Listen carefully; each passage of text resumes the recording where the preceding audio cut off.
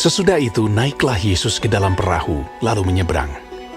Kemudian sampailah ia ke kotanya sendiri. Maka dibawa oranglah kepadanya seorang lumpuh yang terbaring di tempat tidurnya. Ketika Yesus melihat iman mereka, berkatalah ia kepada orang lumpuh itu, "Percayalah, hai anakku, dosamu sudah diampuni." Saya percaya Tuhan. Maka berkatalah beberapa orang ahli Taurat dalam hatinya. Ia menghujat Allah. Tetapi Yesus mengetahui pikiran mereka, lalu berkata, "Mengapa kamu memikirkan hal-hal yang jahat di dalam hatimu? Manakah lebih mudah, mengatakan dosamu sudah diampuni, atau mengatakan bangunlah dan berjalanlah? Tetapi supaya kamu tahu bahwa di dunia ini Anak Manusia berkuasa mengampuni dosa." Lalu berkatalah ia kepada orang lumpuh itu, "Bangunlah, angkatlah tempat tidurmu, dan pulanglah ke rumahmu." dan orang itu pun bangun, lalu pulang. Maka banyak orang yang melihat hal itu takut, lalu memuliakan Allah yang telah memberikan kuasa sedemikian itu kepada manusia. Setelah Yesus pergi dari situ, ia melihat seorang yang bernama Matius duduk di rumah cukai. Lalu ia berkata kepadanya, "Ikutlah aku." Maka berdirilah Matius, lalu mengikut dia. Kemudian ketika Yesus makan di rumah Matius, datanglah banyak pemungut cukai dan orang berdosa dan makan bersama-sama dengan dia dan murid-muridnya. Pada waktu orang Farisi melihat hal itu, berkatalah mereka kepada murid-murid Yesus, Mengapa guru memakan bersama-sama dengan pemungut cukai dan orang berdosa? Yesus mendengarnya dan berkata, Bukan orang sehat yang memerlukan tabib, tetapi orang sakit. Jadi pergilah dan pelajarilah arti firman ini. Yang ku kehendaki ialah belas kasihan dan bukan persembahan, karena aku datang bukan untuk memanggil orang benar, melainkan orang berdosa. Kemudian datanglah murid-murid Yohanes kepada Yesus dan berkata, Mengapa kami dan orang Farisi berpuasa, tetapi murid-muridmu tidak? Jawab Yesus kepada mereka, Dapatkah sahabat-sahabat mempelai laki-laki berduka cita selama mempelai itu bersama mereka? Tetapi waktunya akan datang, mempelai itu diambil dari mereka, dan pada waktu itulah mereka akan berpuasa. Tidak seorang pun menambalkan secari kain yang belum susut pada baju yang tua. Karena jika demikian, kain penambal itu akan mencabik baju itu, lalu makin besarlah koyaknya. Begitu pula anggur yang baru, tidak diisikan ke dalam kantong kulit yang tua, karena jika demikian, kantong itu akan koyak sehingga anggur itu terbuang dan kantong itu pun hancur.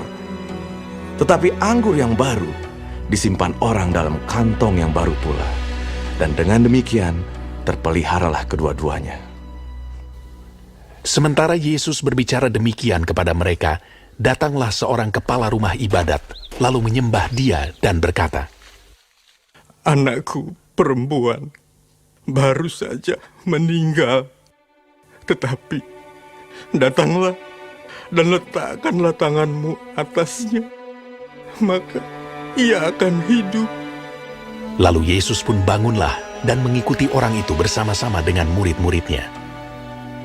Pada waktu itu, seorang perempuan yang sudah 12 tahun lamanya menderita pendarahan, maju mendekati Yesus dari belakang dan menjamah jumbai jubahnya. Karena katanya dalam hatinya, Asal ku jamah saja jubahnya, aku akan sembuh. tetapi Yesus berpaling dan memandang dia, serta berkata, Teguhkanlah hatimu, hai anakku.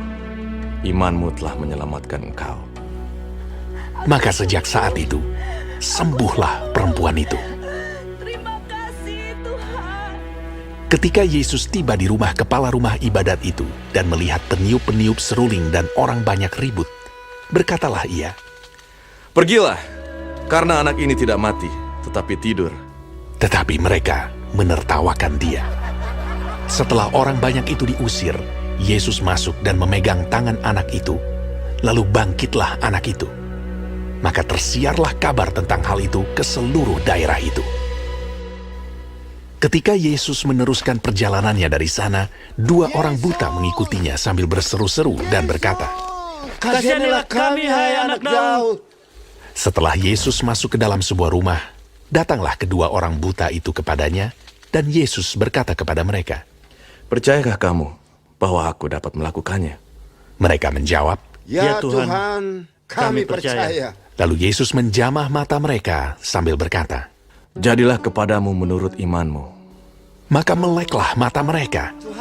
Dan Yesus pun dengan tegas berpesan kepada mereka, katanya, Jagalah, supaya jangan seorang pun mengetahui hal ini. tetapi mereka keluar dan memasyurkan dia ke seluruh daerah itu. Sedang kedua orang buta itu keluar, dibawalah kepada Yesus seorang bisu yang kerasukan setan. Dan setelah setan itu diusir, dapatlah orang bisu itu berkata-kata. Maka heranlah orang banyak, katanya. Yang demikian belum pernah dilihat orang di Israel. Tetapi orang Farisi berkata, Dengan kuasa pengurus setan, dia mengusir setan. demikianlah Yesus berkeliling ke semua kota dan desa. Ia mengajar dalam rumah-rumah ibadat dan memberitakan Injil Kerajaan Sorga, serta melenyapkan segala penyakit dan kelemahan. Melihat orang banyak itu, tergeraklah hati Yesus oleh belas kasihan kepada mereka, karena mereka lelah dan terlantar seperti domba yang tidak bergembala. Maka katanya kepada murid-muridnya, Tuayan memang banyak, tetapi pekerja sedikit. Karena itu mintalah kepada Tuan yang empunya tuayan, supaya ia mengirimkan pekerja-pekerja untuk tuayan itu.